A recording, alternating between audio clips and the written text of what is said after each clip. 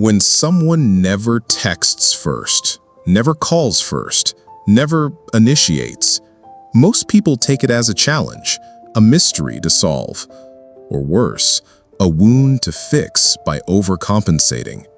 But the hard truth is this: when you're always the one reaching out, chasing, or keeping the connection alive, you're quietly teaching them that your presence requires no effort, that you'll always show up regardless of what they give.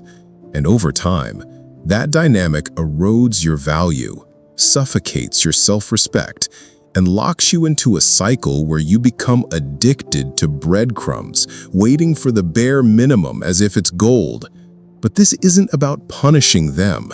It's about remembering who you are. You cannot control whether someone calls or texts first, but you can control what you tolerate.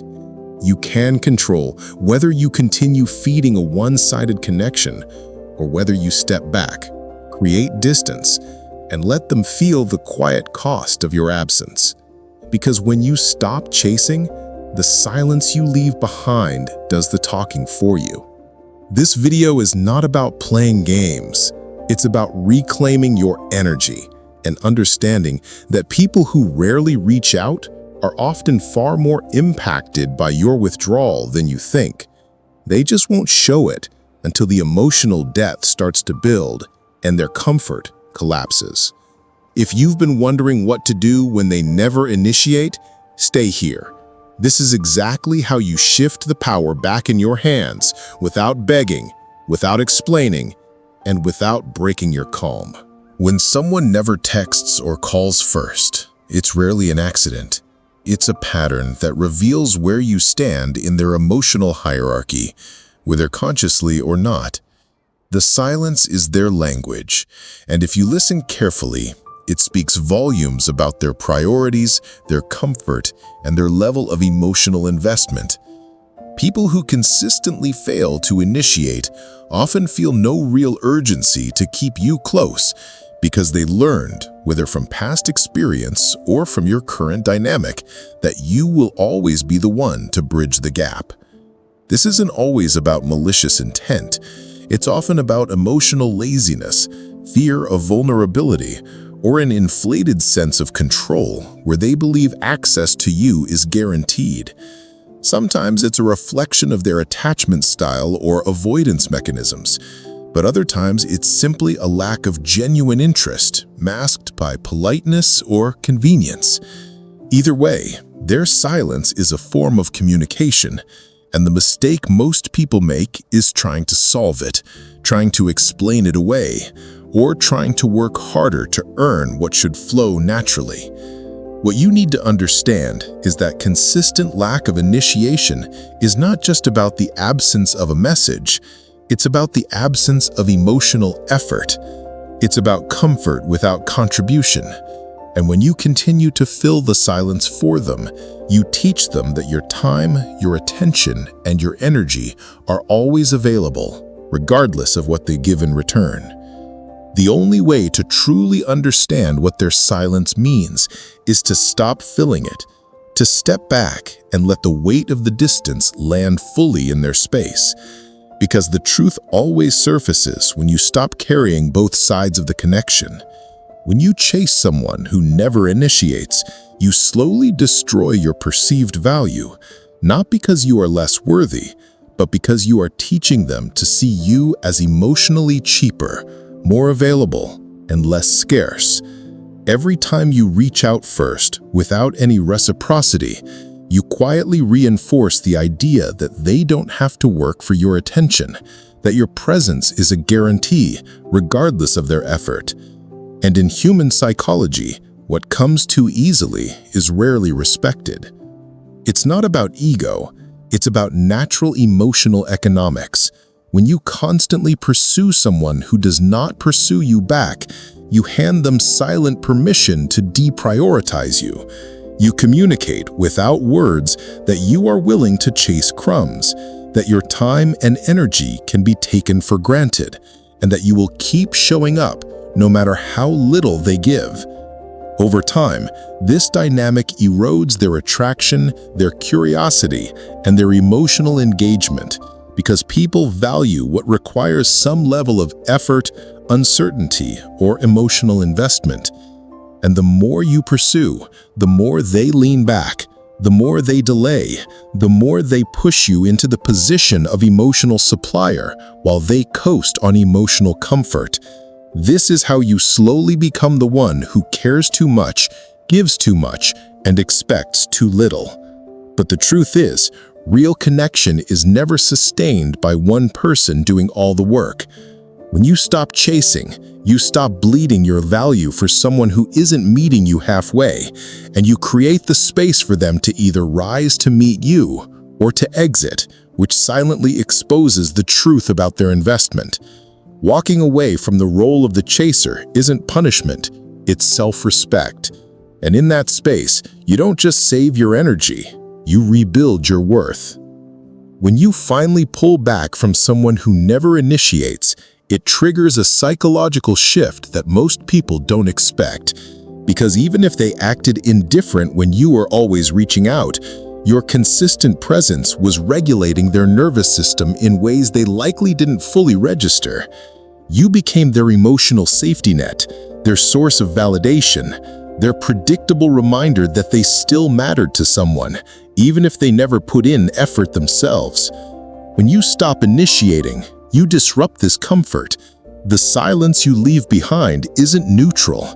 It's an emotional mirror that forces them to confront the absence of your energy, your attention, your emotional availability. At first, they may feel relief, assuming they have more space, more freedom, more control. But what quickly follows is a rising discomfort that surfaces in small waves. Why haven't you checked in? Why haven't you sent that text? Why isn't the attention flowing as usual? This begins to chip away at their sense of emotional certainty.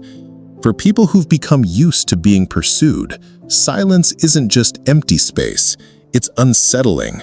It forces their mind to fill in the blanks, to spiral into curiosity, to confront the possibility that maybe they didn't hold as much power as they thought. This disruption grows over time, especially if they assumed you would always be there. The nervous system seeks familiar patterns, and when you break that pattern by withdrawing, it creates a quiet emotional debt they can't immediately resolve. They might try to distract themselves, rationalize your silence, or even temporarily lean further back in an attempt to reclaim control. But if you hold your ground, the weight of your absence compounds. The psychological impact is not immediate, but it's inevitable. When you stop initiating, you no longer feed their comfort, and that absence often becomes louder than your previous presence ever was. Shifting the power dynamic when someone never initiates isn't about playing games, ghosting, or punishing them. It's about calmly stepping back and resetting the rhythm of the connection without hostility. The first move is to stop overcompensating. Cease the patterns where you chase, double text, or fill silences just to keep the interaction alive. Instead, you start mirroring their energy with discipline. If they don't reach out, you don't reach out either. If they pull back, you hold your ground in silence, not with bitterness, but with quiet certainty. This recalibrates the entire exchange because now they are forced to sit with the true weight of their effort, or lack thereof. The power shifts when you stop filling space that isn't reciprocated. You don't need to cut them off to change the dynamic. You just need to stop chasing and start protecting your energy like it's the most valuable currency you own. The reason they expect you to keep initiating is simple. They've become entitled to your effort. Whether consciously or not, they've built a pattern of comfort where they assume you'll always be the one to bridge the distance, always be the one to reach out first, always be the one to smooth over silence and keep the connection alive. This entitlement doesn't always come from arrogance. It often comes from conditioning. Maybe you've always been the one to check in. Maybe you've taught them through repetition that your attention is a constant. Maybe you've allowed them to believe that they never need to meet you halfway because you'll keep showing up regardless. The more you reinforce this pattern, the more they internalize it as normal. They stop feeling the need to invest because they know you'll close the gap for them. And over time, this slowly devalues your presence in their mind. People tend to appreciate what they have to earn, what carries a risk of absence, what requires their participation to sustain. When you keep feeding the dynamic without holding them accountable to contribute, you train them to see you as emotionally abundant and endlessly available. This is why even if they care, they often don't feel urgency to initiate. They assume you'll eventually handle it. And the longer you carry that emotional labor, the less likely they are to even notice the imbalance. Their entitlement grows in the spaces where you shrink your standards. But when you stop initiating, when you stop rewarding their passivity, the foundation of that entitlement begins to crumble. It forces them to confront the discomfort of effort, the possibility of losing access, and the weight of a connection that now demands their participation. You break the cycle by withdrawing not in anger, but in quiet self-respect. You teach them through your absence that your attention is not a guarantee, it's a privilege, and it's earned, not expected. The power of emotional absence is one of the most underestimated forces in human dynamics because people often believe that silence is passive, that stepping back is weak. But in reality, emotional absence is a mirror that forces people to face themselves without the comfort of your validation propping them up. When you are consistently present, always available, always the one initiating, you become a steady, predictable supply of emotional energy, even if they don't openly acknowledge it. Your presence keeps them comfortably distant because they know you'll close the gap. But when you remove that presence, when you calmly stop chasing and step fully into emotional absence, you force them to feel the space they've been taking for granted. It's in that space that they finally have to sit with the quiet, the uncertainty, the discomfort, the growing question of whether they actually meant as much to you as they assumed. Emotional absence forces reflection in a way that presence never can. It disrupts their rhythm, collapses their comfort, and flips the emotional weight back onto them without you ever needing to argue or explain. The power is not in cutting them off in anger, it's in stepping away with calm self-respect and allowing the silence to do the heavy lifting. It doesn't guarantee they'll come back, but it guarantees that they will feel the shift. Because people notice when a supply is removed. They notice when the energy they were quietly consuming is no longer available to them. And even if they try to suppress it, even if they distract themselves, that absence lingers. It's felt in the quiet moments, in the delayed text they expect from you, in the emotional gap they once filled effortlessly, but now realize they can't. This is why emotional absence is powerful, not because it forces them to chase, but because it forces them to finally see what they've been losing. When they eventually test the waters again, and they almost always do, it's rarely a grand gesture at first. More often, they will reappear with something low effort, something casual, something that feels safe for them to gauge whether you're still available, still emotionally invested, still willing to close the gap they comfortably left open. It might be a simple, "Hey, how have you been?" or a reaction to your story, or a lazy check-in that carries no real weight. But make no mistake, this is their way of quietly checking if you're still where they left you.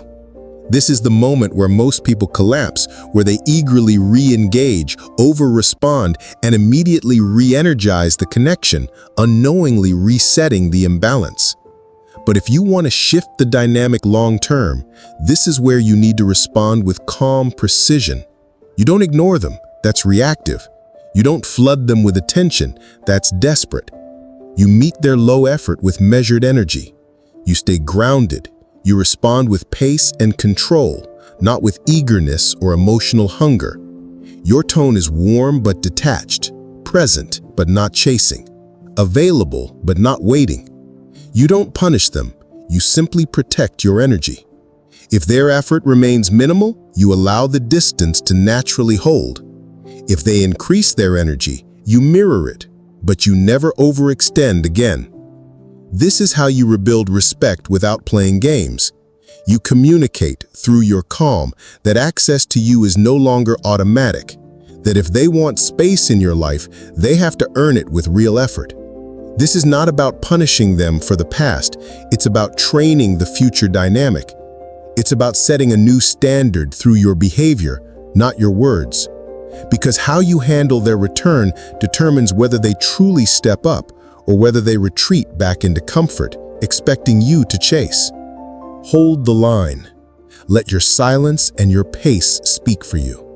The final step is becoming unavailable without bitterness, building a life so full, so grounded, so aligned that whether they reach out or not, whether they step up or disappear, your peace remains untouched. This is where most people fail because they confuse detachment with coldness. They think pulling back means they have to carry resentment, anger, or emotional walls. But real power is when you can let go with calm, with warmth, with total acceptance that some connections are meant to fade and others are meant to evolve. You become unavailable not as punishment, but as a byproduct of living fully in your purpose, your routines, your growth. When you stop over-prioritizing people who under-prioritize you, you create the freedom to pour energy into the things that actually build you. You stop checking your phone waiting for their message because you're too locked into your discipline, your passions, your self-respect. You don't have to prove anything to them. You simply create a life where their absence no longer shakes you. And ironically, this is when they feel it the most. Not when you're angry, not when you're bitter, but when you're calm, detached, and genuinely fulfilled without them. Emotional power is not about severing ties with rage, it's about walking away in quiet peace and letting them feel the weight of what they lost on their own timeline. Some will try to return when they realize your energy is no longer available for free. Others will drift forever, and both outcomes are fine because you've stopped living for their responses. This is the core of emotional self-mastery. You become the person who no longer needs the chase, no longer fears the silence, and no longer depends on their effort to validate your worth. You are unavailable because you've become whole. If you've been the one always reaching out, always waiting for their message, always wondering why they never call or text first, this video is your wake-up call. It's time to stop chasing and start commanding your own peace. Control isn't about manipulation or games. It's about reclaiming your energy, your boundaries, and your self-respect. When you stop initiating, you don't lose power, you gain clarity. You reveal the true nature of the connection and force the balance to shift where it belongs within you. If this message hit home, don't let it sit in silence. Comment below with your truth. What part challenged you the most, and how will you take control starting today? Subscribe to join a community that's done waiting on crumbs and ready to build real strength from within. Remember, power isn't given, it's taken through discipline and calm resolve. Master your presence, protect your energy, and watch how the game changes when you stop chasing and start living on your terms. I'll see you in the next video.